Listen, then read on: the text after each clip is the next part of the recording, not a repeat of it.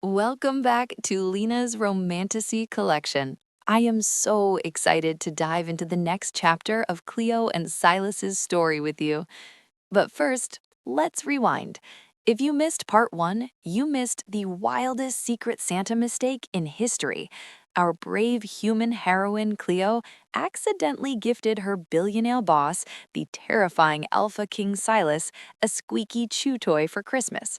Instead of firing her, he chased her into a blizzard, trapped her in a cabin, and revealed that the only thing he wanted to sink his teeth into was her.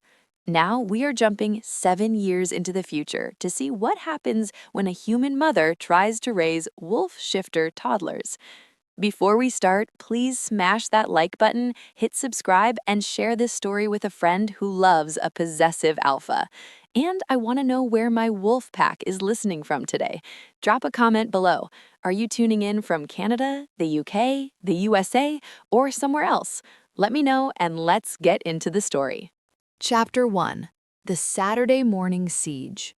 If there were an award for Most Chaotic Wake-Up Call, Cleo Thorne was fairly certain her children would win it every single weekend. "Surrender, father! The fortress is breached!" The battle cry was followed by the distinct thwack of a foam sword hitting a duvet, and then the heavy thud of a 40-pound body launching itself onto the bed. Cleo groaned, burying her face into her silk pillowcase. Beside her, the mountain of muscle that was her husband, Silas Thorne, billionaire, CEO, and alpha king of the Midwest, let out a low, vibrating growl that shook the mattress. "Roman," Silas rasped, his voice thick with sleep and warning, "if you do not dismount me within 3 seconds, I will feed you to the Roomba." "The Roomba is an ally!" a second higher-pitched voice shrieked. "Charge!" 5-year-old Maya, wearing a plastic tiara and wielding a Nerf gun, scrambled onto the bed, using Silas's hip as a stepping stool. Cleo finally cracked one eye open. The master suite of the penthouse, once a sanctuary of minimalist Italian design and passionate knights, currently looked like a toy store had exploded inside it. "Silas," Cleo mumbled, poking her husband's rock-hard bicep, "your spawn are attacking. Do something alpha-ish." Silas sighed, a sound that rumbled deep in his chest. He moved with that blurring speed that still sometimes caught Cleo off guard. In one fluid motion, he flipped the duvet, trapping both squealing children inside a down feather cocoon. He pinned the wriggling bundle to the mattress with one heavy arm. "Prisoners secured," Silas grunted, nuzzling his face into the crook of Cleo's neck. Even after 7 years, the scent of wild honeysuckle acted on him like a tranquilizer. His entire body relaxed, the tension of the wolf melting away. "Good morning, my queen." "Don't queen me," Cleo yawned, trying to fight the shivers his breath sent down her spine. "You promised to fix the dishwasher today. Your son tried to wash a rock collection in it yesterday." "He was conducting geological research," Silas murmured, kissing the sensitive spot behind her ear. "He broke the filter, Silas. It smells like wet dog in the kitchen, and not the cute kind of wet dog." From inside the duvet cocoon, 7-year-old Roman's muffled voice emerged. "I am not a dog. I am a wolf prince." "You're a wolf prince who owes me a new GE appliance," Cleo retorted, sitting up and messy bunning her hair. "And get off your father. He has a board meeting with the pack elders today, and if he shows up covered in glitter again, they're going to stage a coup." Silas released the prisoners. Roman and Maya exploded from the blankets, hair wild and eyes bright. Roman had Silas's brooding dark eyes and intensity, while Maya had Cleo's nose and a terrifying amount of sass. "Barnaby is waiting," Maya announced, jumping off the bed. "We have to saddle him for the expedition." "Oh, God," Cleo rubbed her temples. "Please don't ride the dog. He's 12. He has hip dysplasia and a gas problem." "He is a noble steed," Roman declared, marching out of the room. Silas sat up, the sheet falling to his waist, revealing the scarred, sculpted chest that Cleo had spent the last 7 years memorizing. He looked at the door the children had just slammed, then back at Cleo with a look of pure exhaustion. They have too much energy, he grumbled. Is it the human DNA? Wolves sleep 18 hours a day. Why don't they sleep? It's the sugar and the stubbornness. They get that from you.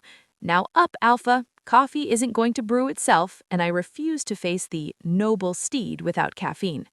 Chapter 2. The Scent of Trouble. The kitchen was a war zone. Barnaby, the golden retriever who had started it all, was currently lying under the breakfast table.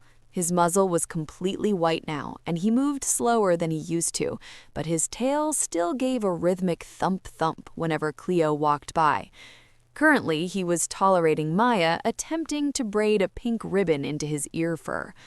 Silas stood at the stove, shirtless because Cleo had banned cooking in silk shirts after the Great Marinara incident of 2022, flipping pancakes with a grim determination usually reserved for corporate takeovers. "You're brooding," Cleo noted, leaning against the granite island with her mug. "Stop brooding into the batter.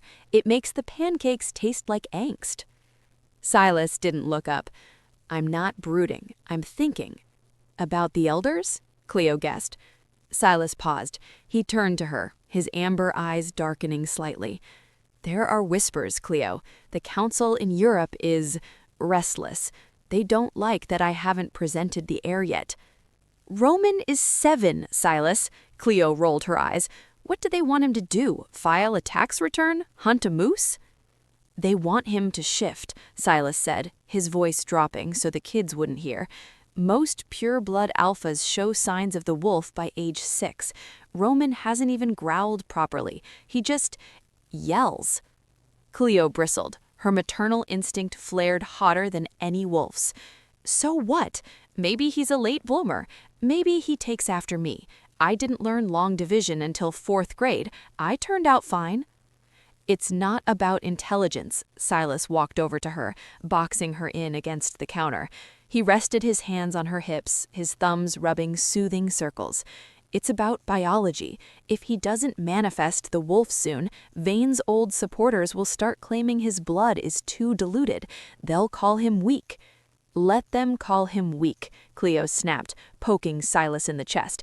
"And then I will explain to them in excruciating detail how genetic diversity actually strengthens the immune system. I'll make a PowerPoint, Silas. Do not test me. I will bore them into submission." A corner of Silas's mouth ticked up. "You would, wouldn't you? I'd use pie charts. Wolves hate pie charts." Silas chuckled, leaning down to capture her lips in a searing kiss that tasted of maple syrup and danger. For a moment, the kitchen, the kids, and the politics faded. It was just the pull of the mate bond, that electric, undeniable tether that had bound them together. "Ew, gross!" The romantic moment was shattered by a chorus of retching noises. Roman and Maya were standing by the fridge, holding their throats. "Father is eating Mother's face again," Maya screeched. Silas pulled back, resting his forehead against Cleo's. "I love them, but sometimes I miss the days when it was just us and the blizzard." "No, you don't," Cleo whispered back. "You love having an audience to boss around." Silas turned to his children, his face composing itself into the mask of the Alpha King. "Eat your breakfast, and if I hear one more ew, I am canceling the Disney Plus subscription." The silence that followed was absolute. Chapter 3. The Golden Twist. The incident happened 2 days later. Cleo was in her home office trying to reconcile the quarterly budget for Thorne Enterprises' philanthropic division. Being the wife of a billionaire meant she didn't have to work, but being Cleo meant she refused to be a trophy. She managed the pack's legitimate finances, turning their chaotic hoard of wealth into a streamlined empire. "Barnaby, stop licking the printer," she muttered, not looking up from her spreadsheet. But the licking sound was wet and loud, and coming from the wrong direction. Cleo spun her chair around. Barnaby was fast asleep on his orthopedic bed in the corner. Standing in the doorway was Roman. He was staring at a fly buzzing near the ceiling. His posture was rigid. His eyes, usually a dark brown like Silas's human eyes, were glowing a faint, flickering yellow. "Roman?" asked Cleo softly, her heart skipping a beat. Roman didn't answer. He tracked the fly with unnatural precision. His upper lip curled back, revealing teeth that looked sharper. "Gotcha," Roman whispered. He launched himself. It wasn't a jump a 7-year-old boy should be able to make. He cleared the desk in a single bound, snatching the fly out of the air with one hand and landed in a crouch on top of her filing cabinet. Cleo stared at her son, who was currently perched 6 feet in the air like a gargoyle. "Did you just catch a fly?" Cleo asked, standing up slowly. Roman blinked. The yellow glow in his eyes faded. He looked down at the floor, then at his mom, and panic set in. "Mom, how did I get up here?" "I think your dad's genes just kicked in, kiddo," Cleo said, rushing over to help him down. But before she could reach him, Maya walked in holding a half-eaten sandwich. She looked at Roman on the cabinet. She looked at Cleo. "Why is Roman on the furniture?" Maya asked, taking a bite of ham. "Father says we aren't allowed on the vertical surfaces." "Maya, go get your dad, now," Cleo ordered. "Okay," Maya shrugged. She turned around and let out a sound. It wasn't a scream, it wasn't a shout. It was a high-pitched, ultrasonic yip that cracked the glass of the picture frame on Cleo's desk. Cleo covered her ears, wincing. Barnaby shot up from his sleep, howling in confusion. Silas burst into the room 3 seconds later, claws already extended, eyes blazing amber. "What is it? Who's attacking?" He froze. He saw Roman crying on top of the filing cabinet. He saw the cracked picture frame. He saw Maya eating her sandwich, looking unbothered. "They didn't break the dishwasher this time," Cleo said, her voice trembling with a mix of shock and excitement. "Silas, I think we have liftoff." Silas looked at his son. He sniffed the air. A slow, predatory grin spread across his face, the grin of a proud alpha. "He shifted?" Silas asked breathlessly. "He jumped 6 feet vertical," Cleo corrected, "and Maya just broke the sound barrier. We're going to need better insurance." Chapter 4. The Courier of Old Laws. The joy of the children's first manifestation was short-lived. That evening, the atmosphere in the penthouse shifted from celebratory to icy. The secure elevator opened without a buzz, something that only happened for one group of people, the council enforcers. Silas immediately moved Cleo and the children behind him. He stood in the center of the living room, radiating power that made the air feel heavy and static-charged. 2 men walked in. They were dressed in impeccable gray suits, but they smelled of rain and iron. Old wolves, powerful wolves. "Alpha Thorne," the taller one said, bowing his head slightly. "We received the energy spike. A manifestation?" "My son," Silas said, his voice cold, "and my daughter. The bloodline is strong, Lucian. You can report back to Europe that their concerns were unfounded." Lucian, the enforcer, didn't smile. His gaze drifted past Silas to Cleo, who was holding Maya's hand so tight her knuckles were white. "Strength is not the only requirement, Alpha. There is the matter of temperament, discipline, purity of instinct." "Watch your tongue," Silas growled, a low rumble that vibrated the floorboards. "My queen is standing right there." "We mean no disrespect to the mate," Lucian said, though his tone suggested otherwise. "But the High Council has invoked the lex canis, the law of the dog." Cleo stepped out from behind Silas. "The what? Is that a joke?" Silas stiffened. "Cleo, stay back." "No," Cleo argued. "If they're quoting Latin laws in my living room, I want to know what they mean." Lucian looked at Cleo with cold, predatory amusement. "The lex canis states that if an heir is born of a mixed union, human and wolf, the human parent must prove they are capable of raising a predator. If they cannot, the children are removed and raised by the council until their 18th year." The silence that fell over the room was deafening. "Removed?" Cleo's voice dropped an octave. It wasn't fear, it was pure, unadulterated fury. "You think you're taking my children?" "It is the law," Lucian shrugged, "unless, of course, the human mother can pass the probatio, the testing." I refuse, Silas roared. His body began to expand, seams of his shirt straining. I will tear the council down brick by brick before I let her test her. She is a queen. If you refuse, you forfeit your crown, Silas, and if you forfeit the crown, you lose the territory, you lose the protection. Vane and the rogues will come for them, and this time you won't have the pack to back you up. Silas stopped. He looked at Cleo. He looked at his terrified children. He was trapped. Cleo stepped forward. She placed a hand on Silas's heaving chest, calming him instantly. She looked Lucian dead in the eye. "I'll do it," she said. "Cleo, no." Silas grasped her hand. "You don't know what they ask. It's barbaric. It's physical combat, survival tracking." "I don't care," Cleo said, lifting her chin. "I deal with 2 werewolf toddlers and a stubborn alpha husband every single day. I negotiate million-dollar contracts before lunch. Whatever test these overgrown puppies have, I will ace it." She turned to Lucian. "When do we start?" Lucian smiled, showing too many teeth. "Tomorrow at dawn. Prepare yourself, human. We do not grade on a curve." Chapter 5. The Equation of More. The proving ground was not a gladiator arena, thank God. It was the boardroom of Thorne Enterprises. Apparently, modern wolves appreciated air conditioning. Cleo sat at the head of the long mahogany table. Across from her sat 3 elders of the High Council, including Lucian. Silas stood behind Cleo's chair, his hand resting on her shoulder, his claws digging slightly into the leather upholstery. He was vibrating with the urge to kill everyone in the room. "The test is simple," Lucian said, sliding a thick file across the table. "The Midwest Pack is facing a territorial dispute with the Southern clan. They claim our borders encroach on their hunting grounds. They threaten war." Lucian leaned back. "A wolf queen must be a strategist. Physical strength can be hired, leadership cannot. Resolve this conflict. You have 1 hour.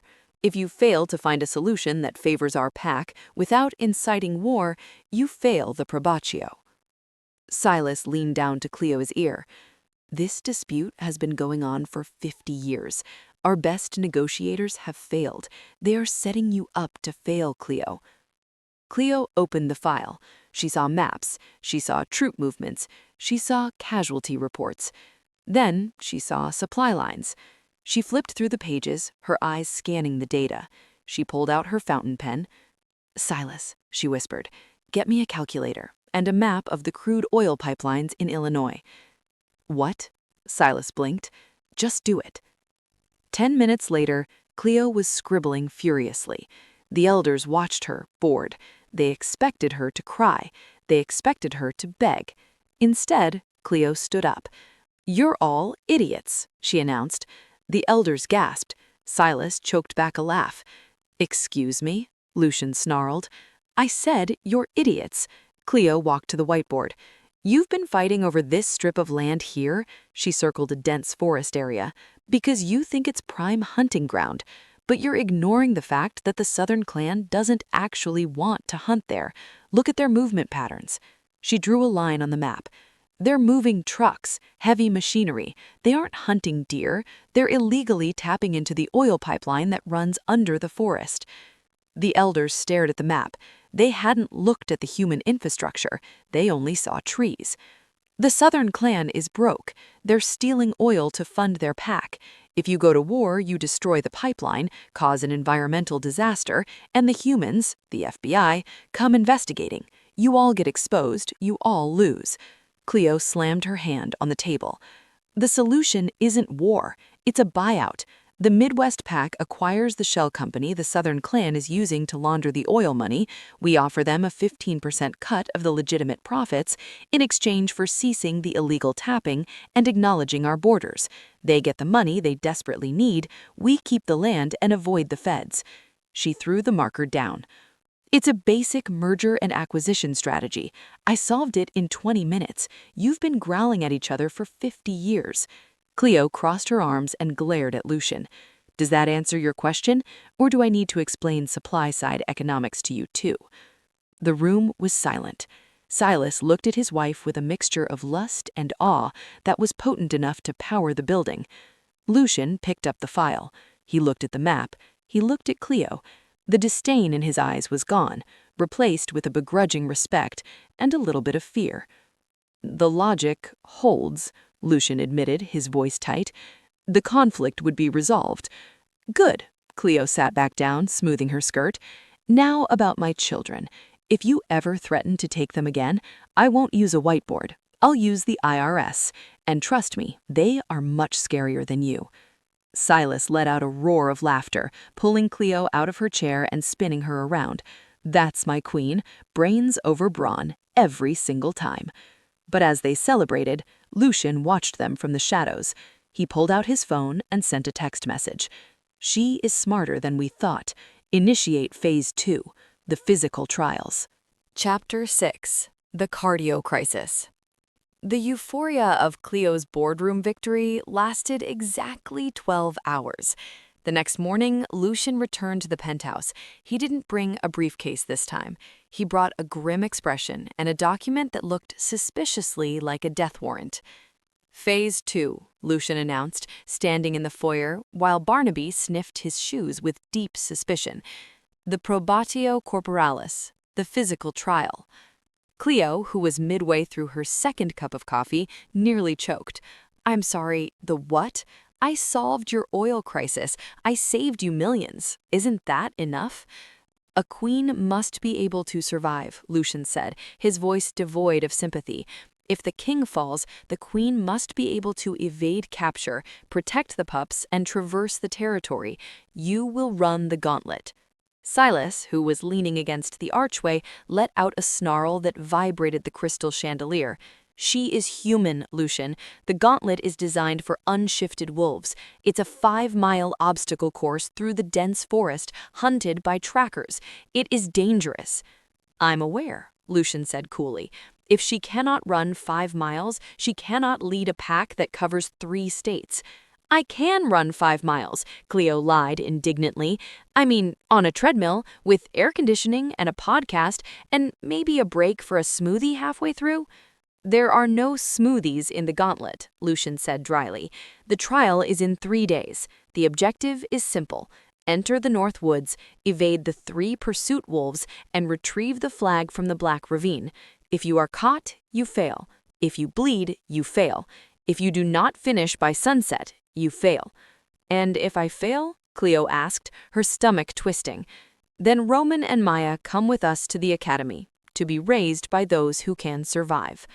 Silas moved so fast, he was a blur. He pinned Lucian against the door, his forearm against the enforcer's throat.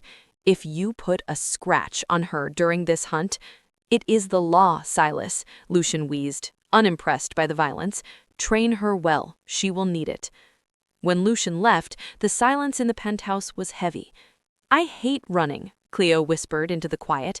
"Silas, I get winded walking up the stairs to the Statue of Liberty. I'm a sprinter, not a marathoner. And by sprinter, I mean I run to the sale rack at Nordstrom." Silas turned to her. The rage in his eyes vanished, replaced with a fierce, terrifying determination. He walked over and framed her face in his large, warm hands. "You won't have to run fast. You just have to run smart. We have 3 days. I will teach you how to think like a wolf." "Can I bring a taser?" "No weapons." "Pepper spray?" "No chemical agents." Cleo sighed, leaning her forehead against his chest. "Fine, but if I break a nail, I'm suing the council for emotional damages." Chapter 7. Training Day and Night. Training began immediately, and it was brutal. Silas took her to the private gym in the building. He wasn't the loving husband anymore. He was the drill sergeant. "Again," Silas barked. Cleo lay panting on the mat, sweat dripping down her nose. "Silas, I have thrown you over my hip 10 times. You weighed 250 pounds. My back is going to snap." "You aren't using your hips. You're using your shoulders," Silas corrected, hauling her up effortlessly. "A wolf is top-heavy. If a tracker tackles you, you drop your center of gravity and pivot. Do it again." "I hate you," Cleo grumbled, getting into a stance. "No, you don't," He smirked. "You think I look hot in this tank top?" "I plead the fifth," she attacked. She hooked her leg behind his knee and shoved. Silas, expecting it, didn't budge. He caught her wrist, spun her, and pinned her gently against the wall. "Too slow," he whispered against her ear, his hot breath sending a shiver through her exhausted body. "If I were a rogue, you'd be dead. Or taken." "If you were a rogue," Cleo panted, looking up into his amber eyes, "I'd distract you." "Oh? How?" Cleo leaned up and bit his lower lip, hard. Silas groaned, his grip tightening instinctively on her waist. The spark of desire flared instantly, his pupils dilating. Cleo used the distraction to stomp on his foot and duck under his arm, escaping his hold. "Point for the human," she crowed from the other side of the room. Silas looked at her, rubbing his lip, a dark, hungry appreciation in his eyes. Dirty fighting. Good. Wolves respect that. The children, of course, were helping. Roman sat on the bench press, swinging his legs. "You should bite the throat, Mom. It's the softest part." "No, sweep the leg," Maya yelled from the treadmill, like in Cobra Kai. "Why are our children violent?" Cleo asked, wiping her forehead. "Evolution," Silas grunted. "Now on to endurance. 10 laps, go." By the end of day 2, Cleo was a wreck. Her muscles ached in places she didn't know existed. She smelled like icy hot and resentment. But she was faster. She was learning to move quietly. On the final night, they sat on the balcony. Silas was massaging her calves with strong, rhythmic strokes that felt like heaven. "I'm scared," Cleo admitted into the darkness. "Not of the running, but what if I'm not enough? What if the human in me fails them?" Silas stopped his massage. He lifted her leg, placing a kiss on her ankle, then her shin, then her knee. He looked up at her with absolute devotion. "The human in you is what saved me, Cleo," he said fiercely. "Wolves are instinct and rage. You are calculation and heart. They aren't expecting you to fight like a wolf. They're expecting you to be prey. So don't be prey." "Be what?" "Be the hunter," Silas growled softly. "Be the wild honeysuckle that traps the fly." Chapter 8. Into the Woods. The north woods were ominous. Towering pines blocked out the morning sun, casting long, skeletal shadows on the fern-covered floor. The air was crisp and smelled of damp earth and pine needles. Cleo stood at the starting line, dressed in tactical leggings and a moisture-wicking shirt. She felt ridiculous, like she was cosplaying as an action hero. Lucian stood by a tree, holding a stopwatch. "The flag is at the Black Ravine, 2 miles north. 3 trackers have been released into the perimeter. They are young alphas, fast, eager." "Are they going to bite me?" Cleo asked, tightening her ponytail. "They are instructed to capture, not maim," Lucian said. "But accidents happen in the heat of the chase. You have until sunset." Silas stood at the edge of the clearing. He wasn't allowed to interfere. His jaw was clenched so tight a muscle ticked in his cheek. He looked like he was physically restraining himself from shifting and tearing Lucian apart. "Run smart," he mouthed to her. "On your mark. Go." Cleo didn't sprint. Sprinting was for amateurs who wanted to vomit in the first 10 minutes. She jogged, finding a rhythm, heading straight into the dense undergrowth. The first mile was deceptively quiet. Birds chirped, a squirrel chattered. Cleo navigated the roots and rocks, her training kicking in. Lift your feet, watch the wind direction, stay downwind. Then she heard it, a snap of a twig, heavy breathing, not human breathing, animal panting. She froze behind a large oak tree. Peeking around the bark, she saw him, a gray wolf, lean and lanky, sniffing the ground where she had walked moments ago. He was tracking her scent. Wild honeysuckle, she thought bitterly. I might as well be wearing a neon sign.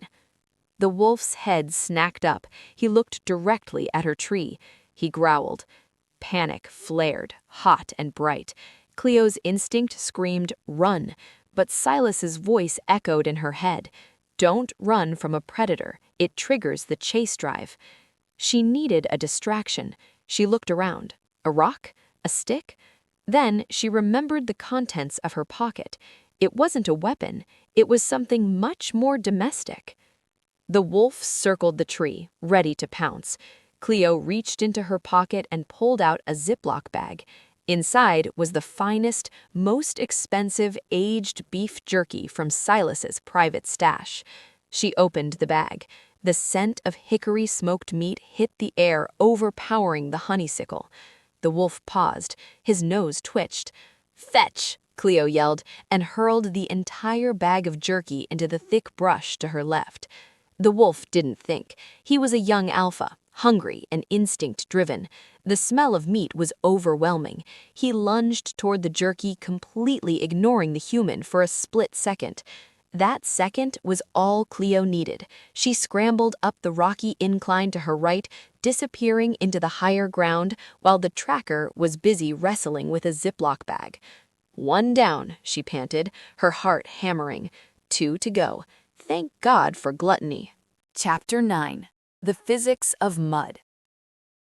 By the time Cleo reached the black ravine, she was covered in mud. Her hair was a disaster, and she was fairly certain she had swallowed a bug. The ravine was a steep drop-off with a shallow creek at the bottom. On the other side, fluttering in the wind on a branch, was a red flag. "Okay," she wheezed. "Just cross the creek, grab the flag, go home, drink wine." She started to slide down the muddy bank. A low, deep growl stopped her. At the bottom of the ravine, blocking the path to the flag, sat the largest of the 3 trackers, a massive black wolf. He wasn't distracted by smells. He was waiting, camping the objective. "That's cheating!" Cleo shouted down at him. "That's camping! Read the rules!" The wolf looked up at her and chuffed, sounding amused. He started to climb the bank toward her. The mud was slick, but his claws dug in. He was coming for her, slow and inevitable. Cleo scrambled back. She couldn't outrun him uphill. She couldn't fight him. She looked at the terrain. The bank was steep, made of loose clay and slick mud from last night's rain. Physics, she thought. Use the leverage. She remembered the trap she had helped Roman build for the vacuum beast in the living room. Cleo spotted a large, heavy log resting precariously at the top of the ridge, held back by a tangle of roots. The wolf was halfway up the slope, growling, eyes locked on his prize. "Hey!" Cleo yelled, waving her arms. "Up here, Fido!" The wolf looked up, snarling. He lunged upward, his back paws digging into the slippery clay. Cleo dropped to her knees. She didn't run away. She pulled out her multi-tool, which Lucien hadn't technically banned, as it wasn't a weapon, and sawed frantically at the exposed root holding the log. Come on," she muttered. The wolf was 10 feet away, 5 feet. She could smell his breath. Snap! The root gave way. Gravity took over. The heavy log, released from its prison, rolled forward. It gathered speed instantly on the slick mud. The wolf looked up just in time to see a 500-pound piece of timber hurtling toward him. His eyes went wide. He tried to dodge, but his paws slipped on the wet clay. Bonk! The log didn't hit him hard enough to kill, but it hit him broadside, sweeping him off his feet like a bowling pin. The wolf yelped as he slid all the way back down into the creek, splashing into the water with a humiliated sploosh, the log landing on top of his tail, pinning him safely but firmly. Cleo stood up, wiping mud from her face. "Isaac Newton wins again," she declared. She slid down the bank, carefully avoiding the wet wolf who was currently struggling to free his tail, waded across the creek, and snatched the red flag. "Capture that," she whispered, stuffing the flag into her bra. Chapter 10. The Surrender. Cleo limped out of the woods just as the sun began to dip below the horizon, painting the sky in bruises of purple and orange. Lucien checked his watch. 3 minutes to spare. Silas was waiting at the finish line. He wasn't standing still. He was pacing, his suit jacket discarded, his tie undone. When he saw her emerge, mud-caked, limping with twigs in her hair, he stopped. He looked like he'd seen a ghost or an angel. "Cleo," he breathed. She walked up to Lucian, reached into her shirt and slapped the red flag onto his clipboard. It left a muddy smear. "I passed, and your tracker in the ravine needs help getting a log off his tail. I think I bruised his ego more than his butt, though." Lucian stared at the flag. He looked at the muddy, defiant human woman. A slow, genuine smile spread across his face. "Impressive," Lucian said. "The council accepts the results. The children stay." Cleo didn't wait for his dismissal. Her legs finally gave out. She didn't hit the ground. Silas caught her. He scooped her up into his arms as if she weighed nothing, burying his face in her dirty neck. "You're safe," he groaned, his voice thick with emotion. "You did it, you crazy, magnificent woman. I want a bath and pizza, and I want to burn these leggings." "Anything," Silas promised. "I will give you the world." He carried her to the car, ignoring the stunned looks of the other enforcers. He drove them home, not to the penthouse, but to the secluded lake house nearby, somewhere quiet. Inside, he drew a hot bath. He stripped her muddy clothes off with reverence, his hands shaking slightly. He washed the mud from her skin, his touch tender and worshipping. "You were incredible," he whispered, sponging water over her shoulders. "The log? Genius." "I was terrified," Cleo admitted, leaning back against his chest as he sat behind her in the massive tub. "I wanted to curl up and hide." "But you didn't." Silas kissed her wet shoulder. "That is what makes an alpha. Not the lack of fear, but the mastery of it." He turned her in the water so she straddled his lap. The warm water lapped around them, smelling of lavender and the underlying potent scent of his cedar musk. The adrenaline of the hunt was fading, replaced by something hotter, deeper. "You fought for our family," Silas said, his eyes glowing amber, searching hers. "You proved you belonged to the pack, but more importantly," he leaned in, his forehead resting against hers, "you proved you belonged to me." Cleo looked at him, this powerful, dangerous creature who treated her like she was made of precious glass. The love she felt for him swelled in her chest, overwhelming and absolute. She didn't just love him, she understood him. She had tasted the wild now. "I am yours, Silas," she whispered, surrendering to the pull. "Body, blood, and bone. I'm yours." The kiss he gave her then was shattering. It wasn't the hungry, desperate claiming of their first night. It was deep, slow, and intensely intimate. It was a kiss of gratitude, of partnership, of a bond that had been tested in fire and mud and come out unbreakable. As the water cooled around them, their passion heated the room. Cleo wrapped her arms around his neck, pulling him closer, needing to feel the heavy beat of his heart against hers. Tonight, there were no jokes, no sass, just the raw, beautiful truth of a queen accepting her king and the king worshiping the ground she walked on. "I love you," she breathed against his lips. "I love you," he vowed back, sealing the promise with his soul. "My wild honeycomb, my mate." Chapter 11. The Nursemaid King. The adrenaline from the gauntlet faded, leaving Cleo with the inevitable crash, a common cold. For a normal husband, a wife with a cold meant buying chicken soup and maybe picking up the kids from school. For Silas Thorne, Alpha King, a sneezing wife was a code med medical emergency. "Silas, I am fine," Cleo groaned, burying her face in a mountain of pillows. "It is rhinovirus, not the plague." "Your temperature is 99.1, Silas announced gravely, staring at the digital thermometer as if it were a bomb countdown. He was pacing the bedroom wearing sweatpants and a look of sheer panic. "I'm calling the pack healer. Maybe we should induce a coma to let the body rest?" "If you induce a coma, I will divorce you in my sleep," Cleo warned, grabbing a tissue. "I just need NyQuil and silence, specifically the silence of a husband who isn't hovering." "I don't hover," Silas argued, hovering directly over her face to check her pupils. "I observe. I protect." "You're suffocating," she coughed. "Where are the kids?" "I deployed them to the west wing of the penthouse with the nanny. I told them Mother is fighting a microscopic battle and must not be disturbed." "Great, now they think I'm fighting a tiny war." Silas sat on the edge of the bed. The mattress dipped under his weight. He placed a large, cool hand on her forehead. The contact was soothing, his natural high body heat radiating comfort. "I hate seeing you weak," Silas admitted quietly, his thumb brushing her cheek. "You conquered the woods yesterday. Today you are defeated by mucus." "It's the duality of man, babe," Cleo sniffled. She leaned into his touch. "Silas?" "Yes, my queen?" "Can you make the toast the way I like it? Burnt edges, lots of butter?" Silas looked at her with intense seriousness. "I will burn the bread to perfection." He left the room on his mission.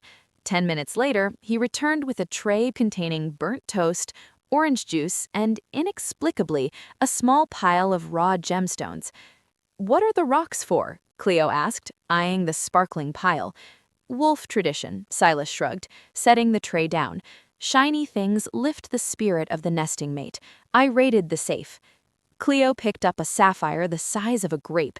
"You are ridiculous and wonderful, but mostly ridiculous." "Eat your carbonized bread," Silas commanded gently, climbing into bed beside her, fully clothed, to act as a giant, muscular heat source. As Cleo munched on the toast, a gold envelope slid under the door. Barnaby, who had been sleeping in the hallway, let out a sneeze that echoed Cleo's. Silas picked up the envelope. "The Winter Solstice Ball," he read, his lip curling. "Mandatory attendance for the alpha pair." "When?" Cleo asked. 2 weeks. "Good. That gives me 14 days to stop looking like Rudolph and find a dress that says, 'I survived your obstacle course, now bow down.'" Chapter 12, Principal Skinner versus the Wolf. Recovery was swift thanks to Silas's overbearing nursing, but peace was fleeting. On Tuesday, Cleo's phone rang. It was the dreaded number, St. Jude's Academy for Gifted Children. "Mrs. Thorne?" The voice of Principal Higgins was tight. "We have had an incident with Roman." Cleo's stomach dropped. "Is he okay? Is he hurt?" "He is physically fine," Higgins said. "However, the other student, well, perhaps you and Mr. Thorne should come in." 30 minutes later, Silas and Cleo sat in the principal's office on tiny chairs designed for people with much smaller femurs. Silas looked like he was about to burst out of his suit. "So," Cleo started, employing her best boardroom voice, "what happened?" "Roman bit a student," Higgins stated flatly. Silas stiffened. "Did he break the skin?" "Silas," Cleo hissed. She turned back to the principal. "Why did he bite him?" "He didn't bite him, technically," Higgins corrected, adjusting his glasses. "He mouthed him. He clamped his teeth on the arm of young Timmy Miller and growled for a solid 45 seconds. He refused to let go until Timmy dropped his lunchbox." "Timmy stole his snack?" Silas asked, his eyes narrowing. "Resource guarding. It's natural." "It is not natural in the 2nd grade, Mr. Thorne," Higgins snapped. "We have a zero-tolerance policy for violence, and frankly, Roman's behavior has been feral. He stares at the class hamster with unsettling intensity." "He likes animals," Cleo lied smoothly. "He called the hamster a snack for later," Higgins countered. The door opened and Roman marched in. He didn't look sorry. He looked furious. His hair was messy and his tie was crooked. "Roman," Cleo said sternly, "explain." Roman crossed his arms, looking remarkably like a miniature Silas. "Timmy called Maya a weirdo because she smelled the rain before the clouds appeared. He pushed her." The atmosphere in the room changed instantly. Silas, who had been looking apologetic, suddenly leaned forward. The air pressure dropped. The lights flickered. "He touched my daughter?" Silas asked, his voice a low, terrifying rumble. "Silas, sit down," Cleo ordered, though she didn't look displeased. She stood up and placed a hand on Roman's shoulder. "Principal Higgins, we will speak to Roman about appropriate responses. However, if Timmy Miller lays a hand on my daughter again, I won't send Roman. I'll send my husband, and he doesn't just mouth people." She grabbed Roman's hand. "We're leaving, and we're taking Maya too. It's a half day, for religious reasons." "What religion?" Higgins sputtered. "Wolf-Elicism," Cleo declared, marching out. As they walked to the car, Silas high-fived Roman. "Don't bite people at school," Silas whispered. "But good hold." Chapter 13. The Basement Tapes. That evening, the mood was somber. The incident at school proved that Roman's wolf side was becoming harder to contain in human society. "He needs an outlet," Silas told Cleo as they washed dishes. "He's bottling it up. The aggression comes out sideways." "We can't shift at school, Silas," Cleo dried a plate. "We can't homeschool them. They need normal friends. They need to know how to function in the world." "Then we teach him control through chaos," Silas decided. He took Roman down to the soundproof sub-basement of the penthouse. It was a concrete gym filled with heavy bags, weights, and old furniture Silas kept for stress relief. Cleo watched from the doorway, her arms crossed. "You feel the anger?" Roman asked, who stood in the center of the room, vibrating with energy. "It feels like hot water in your chest, right?" "It burns," Roman admitted, blinking back tears. "I didn't want to hurt Timmy, but the wolf, it wanted to snap." "The wolf is a weapon, Roman," Silas said, kneeling. "If you don't aim it, it explodes. You have to choose the target." Silas pointed to an old wooden wardrobe in the corner. "That wardrobe is Timmy. It is every bully. It is the council. It is the threat." "Break it," Silas commanded.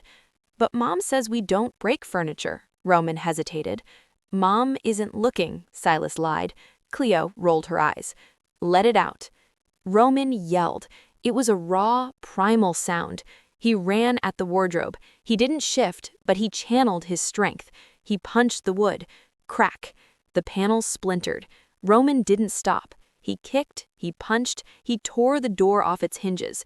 He screamed until his throat was raw, destroying the piece of furniture until it was nothing but kindling. When he was done, he stood panting, his knuckles bruised but healing rapidly. Silas walked over and placed a hand on his head. "Better?" Roman took a deep breath. His eyes were clear. The yellow tint was gone. "Yeah, quiet now." "The wolf needs to eat, son," Silas said. "Sometimes it eats meat. Sometimes it eats destruction. Feed it here so you don't feed it at school." Cleo walked in, holding a first aid kit. She didn't scold them. She sat on the floor and pulled Roman into her lap, wrapping his bruised hands. "You're a good boy, Roman," she whispered, kissing his sweaty forehead. "You have a big heart and a big wolf. It's a lot to carry." Roman leaned against her. "I just want to be good." "You are," Silas and Cleo said in unison. Chapter 14. The Winter Solstice Ball. The night of the gala arrived with a flurry of snow and nerves.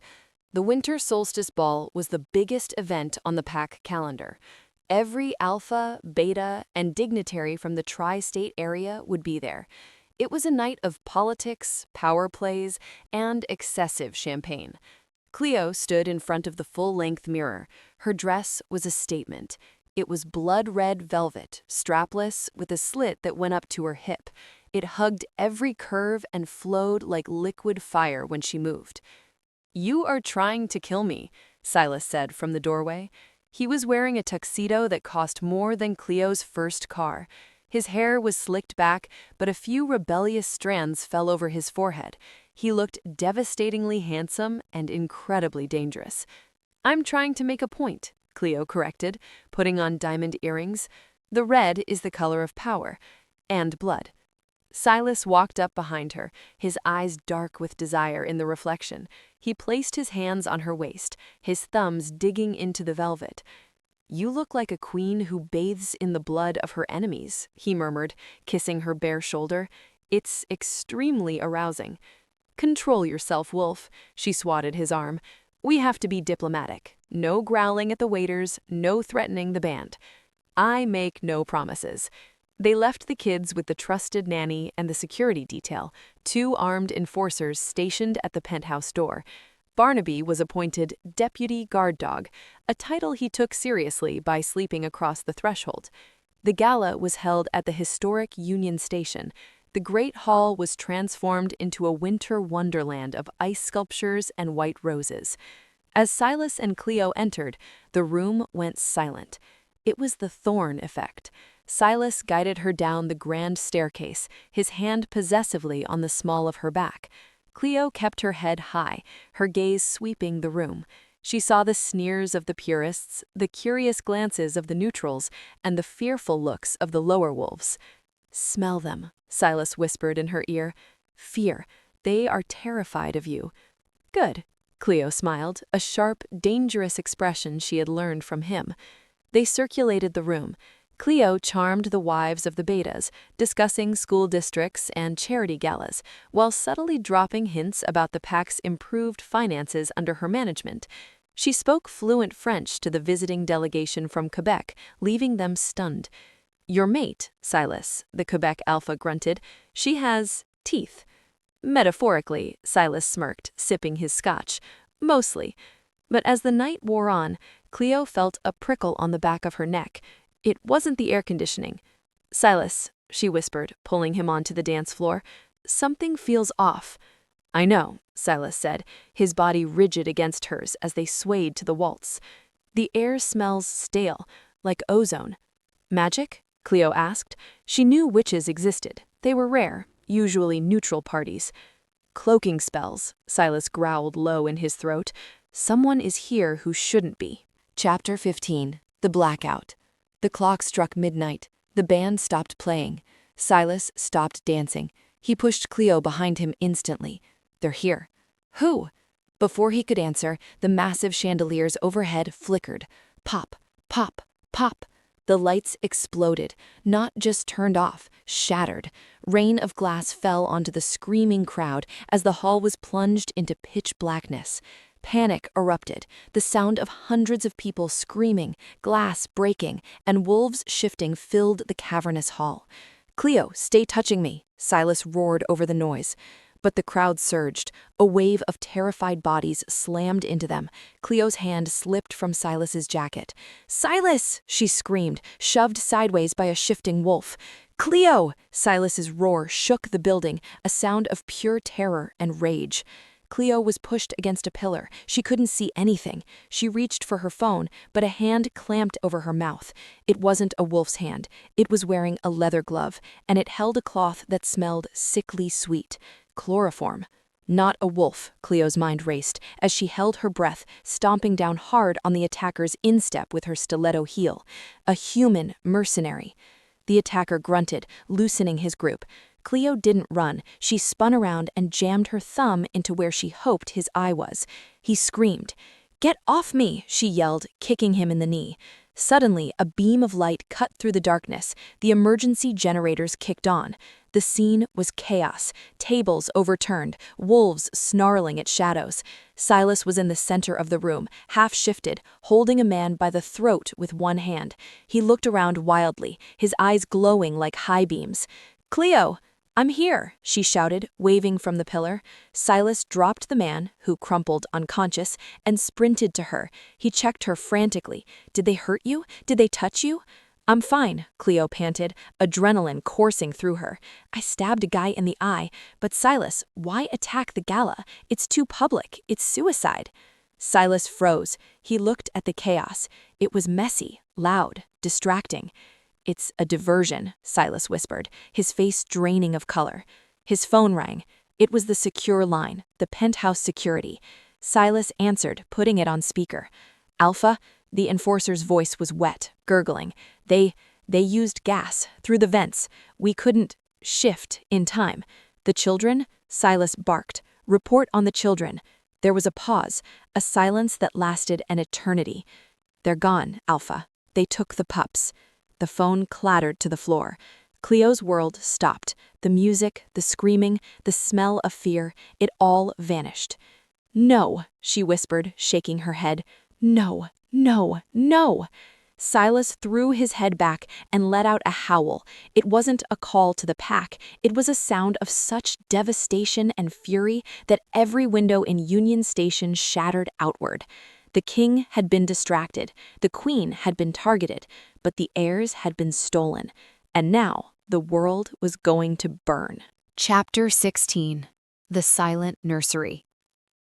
The drive back to the penthouse broke every traffic law in the state of Illinois. Silas drove like a man possessed, his knuckles white on the steering wheel, the speedometer buried past 120. Cleo sat in the passenger seat, unblinking, her hands clasped so tightly in her lap that her nails bit into her palms. They didn't speak. There were no words for this kind of terror. When they reached the building, the lobby was a scene of confusion, but Silas ignored the doorman. He ripped the private elevator doors open with his bare hands before they could fully slide apart. The ride up took seconds, but it felt like hours. The elevator opened directly into the penthouse. The air was thick with a chemical smell, acrid and sweet. Sevoflurane, Cleo's brain supplied automatically, medical-grade anesthetic gas. "Clear the room," Silas choked out, holding his sleeve over his nose. The two enforcers stationed at the door were slumped on the floor, unconscious but breathing. The gas had knocked them out before they could even draw their weapons. Silas sprinted to the children's wing. "Roman! Maya!" Cleo ran to the nursery. The door was open. The room was empty. The beds were unmade, the sheets tangled as if there had been a struggle. Maya's favorite stuffed rabbit lay on the floor, decapitated. "They're gone," Cleo whispered, the strength leaving her legs. She grabbed the doorframe to stay upright. A low, pathetic whine came from under Roman's bed. "Barnaby!" Cleo dropped to her knees.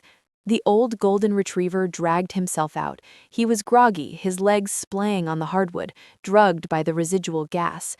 But he was bleeding, a shallow slice on his nose. "He fought," Silas said, appearing in the doorway. He knelt, checking the dog. "He bit someone. Look."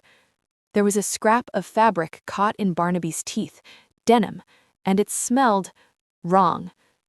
"Vain," Silas growled, the name vibrating with a violence that shook the walls. "I smell him. He was here." Cleo stood up, walking to the wall above Maya's bed. There, scrawled in red spray paint, or was it blood, was a message. "The bloodline ends tonight. Meet me where it began." "Where it began?" Cleo asked, her voice trembling. "Where you fought him? The office?" "No." Silas stood up, his eyes bleeding into full black, the man disappearing behind the monster. "The old steel mill on the south side, the place where I spared his life 7 years ago." Silas punched the wall, his fist going straight through the drywall and shattering a stud. "I should have killed him," Silas roared. "I showed mercy, and he took my children." Cleo walked over to him. She didn't flinch at his rage. She took his bleeding hand in hers. "We don't have time for regret, Silas. We have time for one thing: revenge." Chapter 17. The War Room. 10 minutes later, the penthouse was a command center. The unconscious enforcers had been revived and were currently groveling for forgiveness. Silas ignored them. He was pacing, shirtless now, strapping weapons to his body, knives, a tactical vest. He looked less like a CEO and more like a warlord. "I have the entire pack mobilizing," Silas barked into his phone. "Surround the steel mill. Perimeter only. If anyone goes in and spooks him, I will rip your throat out." Cleo was at her computer, typing furiously. She was still wearing her red velvet gown, though she had ripped the skirt to her thigh for better movement and kicked off her heels. "The gas," Cleo said, her eyes scanning the screen. "It's military grade. Vane is in exile. He lives in dumpsters. He can't afford this tech." "He has a backer," Silas said, loading a clip into a handgun. "Who?" "I'm tracking the canister serial numbers from the debris photos the enforcers sent," Cleo muttered. "Got it. Purchased by a shell company, Apex Solutions, based in Zurich." The European Council, Silas realized, freezing. Lucian. Not Lucian, Cleo corrected. Lucian was at the gala. He looked genuinely surprised when the lights went out. This is a rogue faction, someone who wants the pure bloodline restored and thinks Vane is the useful idiot to do it. It doesn't matter who paid for it. Silas grabbed a long silver sword from his collection, a blade Cleo had thought was decorative until this moment. They all die. Silas, Cleo stood up. We need a plan. Vane is expecting you to charge in like an enraged bull. He'll have traps. He'll have wolfsbane. He'll have hostages. I don't care about traps. I care about my son and daughter. I care about them too, Cleo yelled, stepping into his space, which is why we aren't going to just run in there and get killed. If you die, they die. Silas stopped breathing. He looked down at her. The madness in his eyes receded just an inch. Tell me what to do, Queen. We divide and conquer, Cleo said, her mind racing with cold, hard logic. Vane wants you, the Alpha King. He wants a duel. You give him that. You draw his fire. You make a scene at the front gate. And you? I'm going in the back. The steel mill backs up to the river. There's a drainage intake. It's too small for a wolf, but a human, I can fit. No. Silas grabbed her shoulders. It's too dangerous. You're human. If you run into a wolf, I have this. Cleo reached into her desk drawer and pulled out the modified stun gun she had built after the vacuum beast incident, plus a Sig Sauer P365 Silas had taught her to shoot. And I have the element of surprise. They won't be looking for a human mother. They'll be looking for the pack. Silas stared at her. He saw the fire in her eyes, the same fire that had faced down the council, the same fire that had won the gauntlet. You are terrifying, he whispered, kissing her forehead hard. Bring them out, Cleo. Bring them to me. I will, she vowed. Let's go hunt. Chapter 18. The Witch of Wicker Park. Before they could launch the assault, they needed one more edge. Vane had a witch at the gala, Silas said as they sped toward the south side. That's how they blew the lights. That's how they masked their scent. If the mill is warded, I won't be able to breach the perimeter without triggering an alarm. So we need a counter-curse, Cleo deduced. We need the Witch of Wicker Park, Silas grimaced. I hate her. She charges exorbitant rates and smells like patchouli. They pulled up to a nondescript bookstore with a neon sign that read, Occult and Latte. Silas kicked the door open. A woman with purple hair and more piercings than ears looked up from a tarot spread. Silas Thorne, she drawled, popping gum. You look like hell. And you brought a human. How quaint. Vane took the pups, Jinx, Silas said, his voice raw. He has a cloaking ward on the steel mill. I need to bypass it. Jinx's bored expression vanished. She sat up straight. He took the kids? The hybrids? Yes. That's low, even for a rogue. Jinx stood up, grabbing a jar of black powder and a dried lizard. I don't mess with kid snatchers. It's bad karma. Name your price, Cleo said, stepping forward. I'll wire it now. Jinx looked at Cleo. She sniffed the air. You're the honeysuckle queen, huh? The one who made the council look like idiots with a pie chart? I heard about that. Respect. Jinx tossed a pouch of powder to Silas. No charge. Sprinkle this on your tires and your boots. It's dust of silence. It dampens magical sensors. It won't make you invisible, but it will let you cross the threshold without setting off the magical tripwires. Thank you, Silas grunted, clearly uncomfortable owing a witch a favor. Don't thank me. Jinx's eyes glowed green for a second. Just make Vane suffer. He owes me money for a palm reading in 2018. I will peel him apart, Silas promised. As they turned to leave, Jinx called out, Hey, mom lady. Cleo turned. Take this. Jinx threw a small crystal vial to her. Wolfsbane extract, concentrated. If a wolf gets too close, smash it on the ground. The fumes will knock them out for 10 minutes. It's illegal, by the way. Cleo caught it, her fingers curling around the cold glass. I love illegal. Thanks, Jinx. Chapter 19. The Drive to Hell. The final stretch of the drive to the industrial district was the longest 20 minutes of Cleo's life. The city lights faded, replaced by the skeletal remains of old factories and rusted smokestacks. The snow was falling again, covering the grime in a deceptive layer of purity. Silas reached across the center console and took Cleo's hand. His grip was bone-crushing. "If we don't," he started, his voice cracking. "If they aren't—" "Stop," Cleo said sharply. "They are alive. I feel it. Maya is probably critiquing their decor, and Roman is plotting a jailbreak. They are your children, Silas. They are survivors." "I failed them," Silas whispered, a tear tracking through the war paint of grime on his face. "I promised to protect them. I brought this violence to their door." "You didn't bring it. Vane did. And you are going to end it. You are the Alpha King, Silas. You don't get to doubt yourself. Not tonight. Tonight, you are the monster they tell stories about." Silas looked at her, and the doubt hardened into resolve. He nodded. "Yes, tonight I am the monster."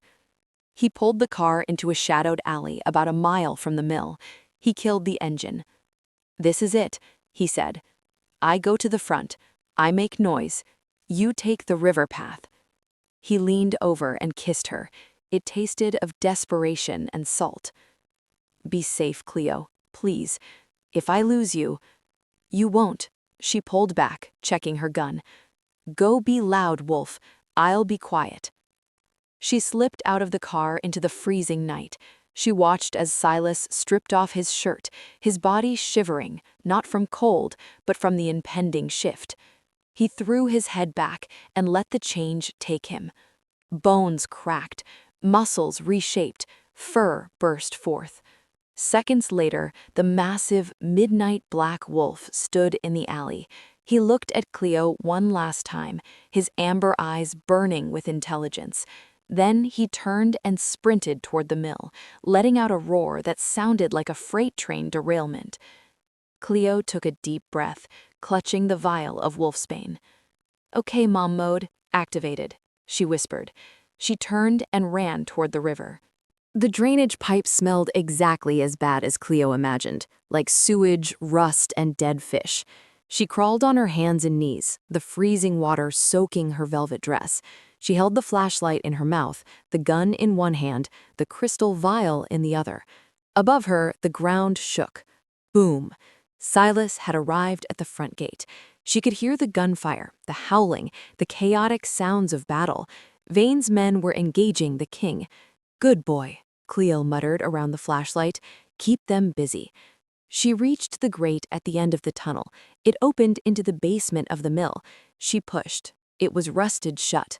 "Come on," she grunted, kicking it with her heel. "Open, you piece of junk." She slammed her foot into it, channeling all her fear and rage. The rusted hinges snapped. The grate fell inward with a loud clang. Cleo froze, gun raised. Silence. She pulled herself up into the basement. It was a boiler room, dark and hot. She crept up the metal stairs, testing each step for squeaks. She reached the door to the main floor. She cracked it open. She was in a hallway. To her left, the sounds of the battle outside were deafening. To her right, silence. She moved right. Think like a kidnapper. Where do you put high-value assets? Somewhere secure, soundproof. She saw a heavy steel door guarded by a single man. He wasn't a wolf, he was a human mercenary, holding an assault rifle, looking bored and checking his phone. Cleo checked her surroundings. No cover. She had to rush him. She stepped out holding the Sig Sauer. "Hey!" she shouted. The mercenary looked up, startled to see a woman in a torn red evening gown covered in sewage. "Pizza delivery?" Cleo quipped, and fired. She didn't aim to kill. She aimed for the knee. The bullet struck home. The man screamed and went down. Cleo sprinted forward. Before he could raise his rifle, she jammed the stun gun into his neck. Zzz. He seized and went limp. Cleo grabbed her keycard. Her hands were shaking so bad she dropped it twice. "Calm down, Cleo. Breathe." She swiped the card. The light turned green. She threw the door open, gun raised. "Roman? Maya?" The room was a small office. Bound to chairs in the center were her children. They were gagged with duct tape. Their eyes were wide with terror. But they weren't alone. Standing behind them, holding a knife to Maya's throat, was a woman. It wasn't Vane. It was Sloane, the blonde female werewolf from Part 1 who had tried to get Cleo fired, the one Silas had thrown out. Sloane smiled, her eyes flashing yellow. "Hello, breeder," Sloane purred, pressing the knife into Maya's skin. A drop of blood appeared. "You're just in time to watch them bleed." Cleo froze. The gun wavered. "Drop it," Sloane commanded, "or the girl dies first." Cleo looked at Maya. Maya wasn't crying. She was staring at Cleo, blinking rapidly. Morse code? No, she's signaling. Maya looked at the floor near Sloane's feet. There was a puddle of water leaking from the ceiling. Cleo looked at the stun gun in her left hand. She looked at the puddle touching Sloane's expensive heels. "Okay," Cleo said, slowly lowering the gun. "You win, Sloane. You're the superior species." "Finally," Sloane sneered. "You admit it." Cleo dropped the gun. It clattered to the floor. "But," Cleo reached into her pocket, "you forgot one thing about humans." "What's that?" "We conduct electricity." Cleo didn't shoot Sloane. She threw the active stun gun into the puddle of water. Snap, crackle. The electric charge surged through the water, straight into Sloane's wet shoes. The werewolf convulsed, her muscles locking up instantly. She shrieked, dropping the knife, and fell backward, twitching. Cleo didn't wait. She dove for the knife. She cut Maya's bonds, then Roman's. "Grun!" Cleo screamed, shoving them towards the door. "Go to the tunnel." "Mom, look out!" Cleo turned. Sloane wasn't unconscious. She was a werewolf. She healed fast. She was getting up, smoke rising from her shoes, her face contorted in a mask of pure demon rage. She shifted, her body cracked and expanded, fur bursting out. Cleo stood between her children and the transforming monster. She had no gun, no stun gun, just a crystal vial of wolfsbane. The Sloane wolf roared and lunged. Cleo smashed the vial at her own feet. Purple gas exploded upward, engulfing them both. The world went black. Chapter 21. The Purple Haze. Consciousness returned to Cleo not with a bang, but with a cough that felt like she was inhaling broken glass. Her lungs burned. Her eyes streamed.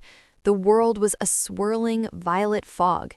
The concentrated wolfsbane Jinx have given her was potent, designed to knock out a 200-pound werewolf. For a human, it was like being hit by a chemical truck, though not fatal. Mom, wake up!" Small hands were tugging at her arms. Cleo blinked, trying to clear the haze. "I'm up," she rasped, her voice sounding like she'd smoked a pack of cigarettes in 10 seconds. "I taste purple." She looked around. The office was filled with dissipating gas. Sloane lay on the floor a few feet away. She was a grotesque sight, stuck mid-shift. One of her arms was elongated and covered in fur, her jaw unhinged, but she was out cold, drooling onto the linoleum. The wolfsbane had short-circuited her biology instantly. "Is she dead?" Roman whispered. He was pulling Cleo's left arm, his 7-year-old face streaked with tears and grime. "No," Cleo coughed, staggering to her feet. The room spun. "She's just rebooting. We have to go, before she wakes up or her friends come." "The door is blocked," Maya said. She was standing by the exit, peering through the crack. "There are bad men in the hallway, with guns." Cleo's heart hammered against her ribs. She was weaponless. Her stun gun was fried in the puddle. The wolfsbane was gone. She was dizzy in a torn dress with 2 children. "Okay." Cleo grabbed the edge of the desk to steady herself. "New plan. We go up." She pointed to the ventilation grate high on the wall, the same system the kidnappers had likely used to gas the penthouse. "Roman," Cleo said, grabbing a heavy chair, "can you lift Maya?" "I can lift a car," Roman said, his voice trembling but fierce. "Let's start with your sister." They stacked the chair on the desk. Roman climbed up, then hauled Maya up. Maya, small and nimble, shimmied into the vent. "It's tight," Maya whispered back, "and it smells like rats." "Better rats than wolves," Cleo muttered. She climbed up next. It was a squeeze, scratching her bare arms, but she shoved herself into the metal ductwork. Just as she pulled her legs in, the office door burst open. "Sloane?" a male voice shouted. "What the hell happened here?" Cleo froze. She pulled the grate back into place, holding it with her fingers. Through the slats, she saw the two mercenaries enter. They saw the unconscious Sloane. They saw the empty chairs. "The hostages are gone," one yelled into his radio. "Lock down the building. Find the bitch and the pups." Cleo grabbed her children's hands in the dark, dusty tunnel. "Move. Quiet as mice, fast as cheetahs." Chapter 22. The King's Panic. Outside the steel mill, the snow was now stained red. Silas Thorne stood amidst the wreckage of the front gate. He was in his human form now, having shifted back to conserve energy for dexterity. He was shirtless, blood, none of it his, splattered across his chest like war paint. He held the silver sword he had brought from the penthouse, the blade gleaming under the security lights. Around him lay the bodies of Vane's outer guard. They hadn't stood a chance against an enraged Alpha King. But Silas wasn't celebrating. He was panicking. He sniffed the air. The metallic tang of blood was everywhere, masking the subtle scents he needed. But then a breeze shifted, coming from the ventilation outputs on the roof. Wolfsbane. It hit him like a physical blow, not just a trace, a cloud of it. "Cleo," he choked out. She had used the vial. That meant she was close. That meant she was in danger. Wolfsbane didn't distinguish between friend and foe. If she was caught in that cloud... "Thorne!"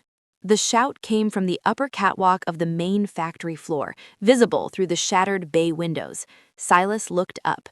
Vane stood there. He looked older than Silas remembered. His hair was graying, his face scarred from their last fight 7 years ago. He wore a long coat and held a detonator in his hand. "You're looking for your family, I assume," Vane yelled, his voice echoing over the industrial yard. "Where are they?" Silas roared, stepping over a fallen mercenary. "If you touch them, Vane, I will make your death last a week." "I haven't touched them yet," Vane sneered, "but my associate Sloane is with them now, and she has a particular grudge against your human pet." Silas felt his wolf clawing at the inside of his skin, demanding to be let out, demanding to tear Vane apart, but he couldn't, not yet. Silas drove the sword into the frozen earth, abandoning the weapon. He didn't want steel, he wanted skin. "Face me," Silas bellowed. "You wanted a challenge. Here I am. Come down here and fight me for the crown, coward."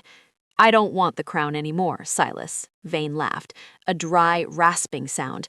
"I want your legacy. I want you to watch the Thorne line end. Then I'll take the territory." Vane pressed a button on the detonator. Boom. A massive explosion rocked the east wing of the factory. Fire billowed out. "The building is rigged," Vane announced. "You have 10 minutes before this whole place becomes a crater. Better hurry, King." Silas didn't hesitate. He sprinted toward the burning building, diving through the shattered window just as a second explosion tore through the loading dock.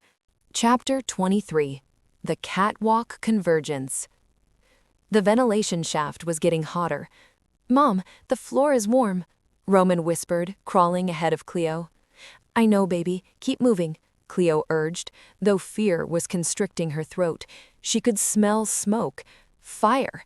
Vane was burning the evidence, and they were the evidence. "There's a grate here," Maya called out. "I see light." Maya kicked the grate. It popped open. They tumbled out, coughing, landing on a metal catwalk high above the factory floor. The scene below was a nightmare. Machinery was on fire. Smoke pooled in the ceiling. "Where are we?" Roman asked, wiping soot from his eyes. "We're high up," Cleo said, grabbing them. "We need to find the stairs." "Well, well," a voice boomed from the end of the catwalk. Cleo spun around.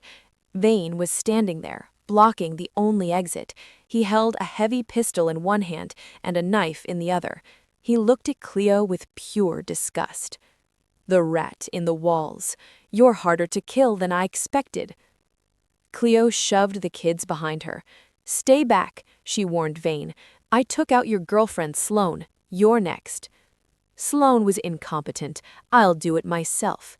He raised the gun. "Silas!" Cleo screamed, her voice cracking. Below them, on the factory floor, a figure burst through the smoke. Silas looked up. He saw them, his wife and children trapped on the burning catwalk with Vane aiming a gun at them. "No!" Silas screamed. He didn't look for stairs. He didn't look for a ladder. He looked at the support beams.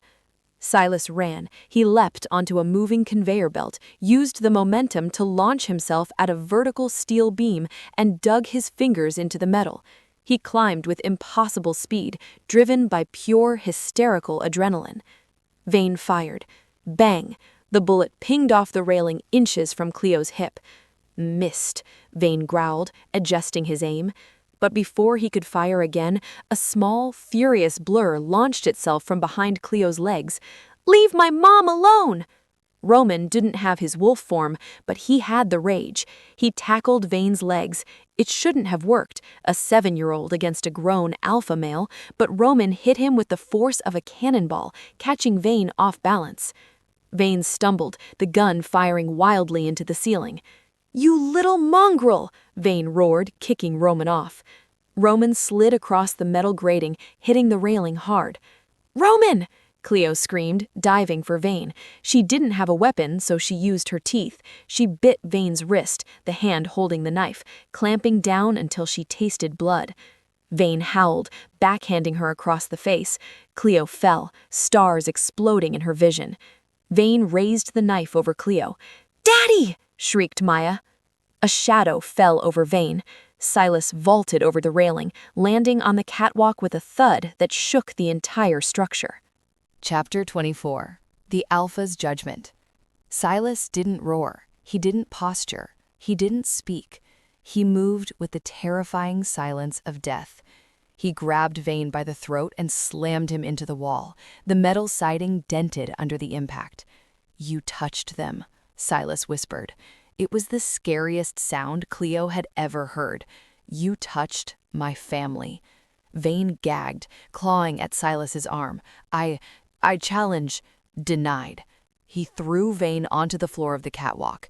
Vane scrambled back, coughing, trying to shift, but he was old and he was tired. Silas stalked toward him. "You wanted the wolf. No, you aren't worthy of the wolf." Silas kicked the knife out of Vane's reach. He looked at Cleo, whose lip was bleeding.